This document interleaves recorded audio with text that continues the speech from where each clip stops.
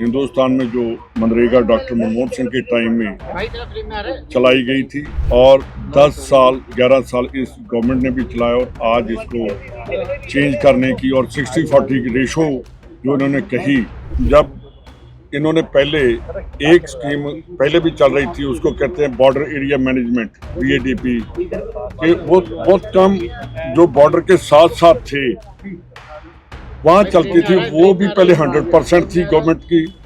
बाद में बीजेपी ने आकर 60-40 की और 2022 में उसको बंद कर दिया।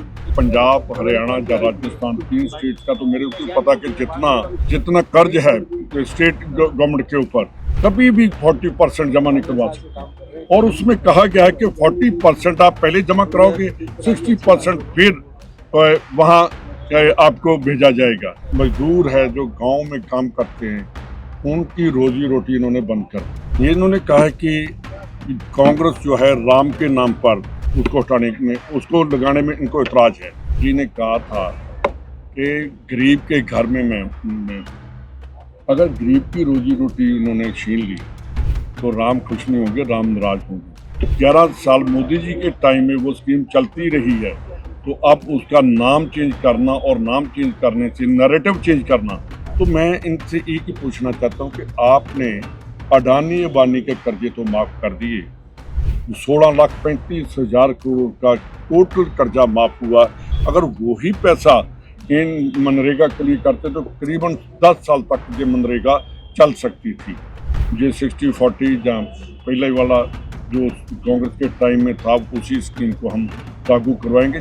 को लेकर आंदोलन जारी रहेगा। किस तरह राजस्थान कांग्रेस भी इस आंदोलन में बढ़ चढ़ कर देखिए, जो हमारी CWC की मीटिंग हुई थी उसमें खड़गे जी और राहुल जी ने पूरे हिंदुस्तान में इस मुहिम को चलाने के लिए कि जो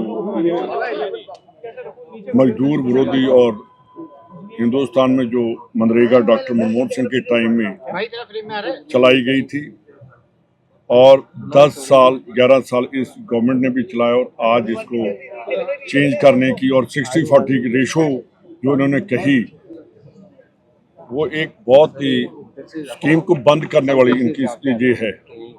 और साथ ही मैं ये भी बताना चाहता हूँ कि जब इन्होंने पहले एक स्कीम पहले भी चल रही थी, उसको कहते हैं बॉर्डर एरिया मैनेजमेंट BADP, कि वो बहुत कम जो बॉर्डर के साथ साथ थे वहाँ चलती थी, वो भी पहले 100% थी गवर्नमेंट की। बाद में बीजेपी ने आकर 60-40 की और 2022 में उसको बंद कर दिया।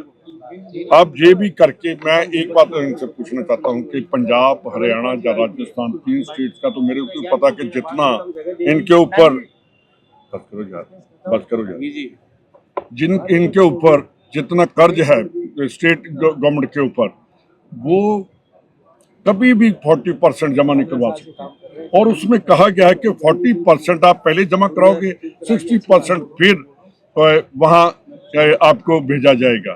तो इसका मतलब कि जो मजदूर है जो गांव में काम करते हैं, उनकी रोजी रोटी इन्होंने बंद कर दी। ये इन्होंने कहा है कि कांग्रेस जो है राम के नाम पर ये राम का नाम नहीं वहाँ लेना चाहती, उसको हटाने में, उसको लगाने में इनको इतराज है।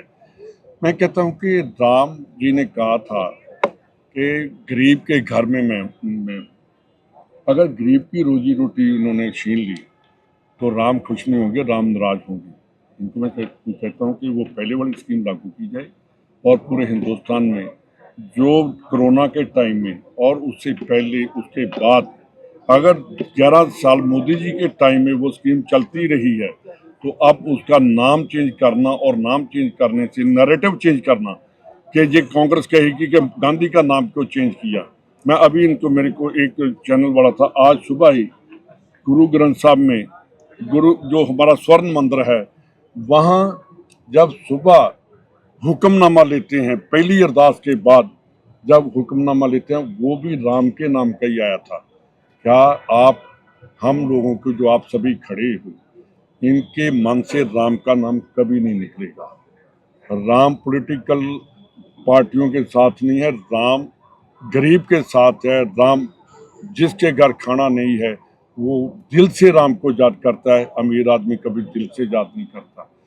तो मैं इनसे एक ही पूछना चाहता हूं कि आपने अडानी अंबानी के कर्जे तो माफ कर दिए, 16,35,000 करोड़ का टोटल कर्जा माफ हुआ जो ओटीएस स्कीम में लाकर, अगर वही पैसा इन मनरेगा के लिए करते तो करीबन 10 साल तक ये मनरेगा चल सकती थी। तो हमारी पार्टी ने पूरे हिंदुस्तान में मुहिम चलाई है कि जब तक ये 60-40 या पहले वाला जो कांग्रेस के टाइम में था उसी स्कीम को हम, जैसे इन्होंने किसानों के अगेंस्ट जो 3 काले कानून लेकर आए थे बाद में उनको वापस लेना पड़ा, ऐसे ही हम एक मुहिम चलाकर ये जो कानून लेकर आए उसको वापस करवाएंगे। सर, एक महेंद्र जी मालवीय आपसे मिले थे, क्या उनकी वापसी हो गई है? मेरे को तो नहीं मिले, पर उनकी अब मैंने अभी बाइट देखी है कि बोले हैं वो कि मैंने गलती की है कांग्रेस छोड़कर, और उन्होंने अपील भी की है जब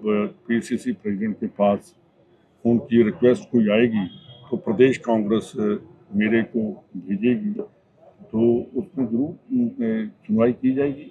और जो अपनी गलती मानता है तो कांग्रेस ने तो कभी भी गलती मानने वाले को जो कहते हैं कि मैंने उस टाइम मैंने गलत किया था, तो उसके ऊपर जरूर कंसिडर करेंगे। उन्होंने एडमिट भी किया है कि कांग्रेस ही आदिवासियों को आगे बढ़ाती है, बीजेपी लोकल नेता खुश है इसलिए मैं पार्टी में गिरती हूँ। देखिए, उन सभी जो वहाँ के नेता हैं, जो हमारे वहाँ के डिस्ट्रिक्ट प्रेसिडेंट है अर्जुन बामनी है, उनसे भी पूछेंगे कि उनके क्या विचार हैं, और जब इनकी अध्यक्ष जी की आएगी। दूसरी बात जो उन्होंने कहा कि आदिवासी, बिल्कुल कांग्रेस पार्टी हमेशा ही जो हमारा जो मनरेगा की लड़ाई है वो भी तो गरीबों के लिए है, अमीरों के लिए तो हम लड़ नहीं रहे, और हमेशा ही कांग्रेस गरीबों के साथ रही है, और गरीबी खत्म करने की बात करनी चाहिए, ना कि बीजेपी जैसे जो स्कीम लेकर आई है ये गरीबी खत्म नहीं करना चाहती है, ये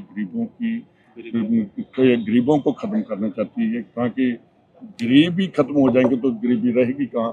हम चाहते हैं कि ये स्कीम वापस होनी चाहिए, और राजस्थान में पहले से ही काम चल रहा है और हर स्टेट में पूरी तैयारी से काम चल रहा है। ठीक है सर।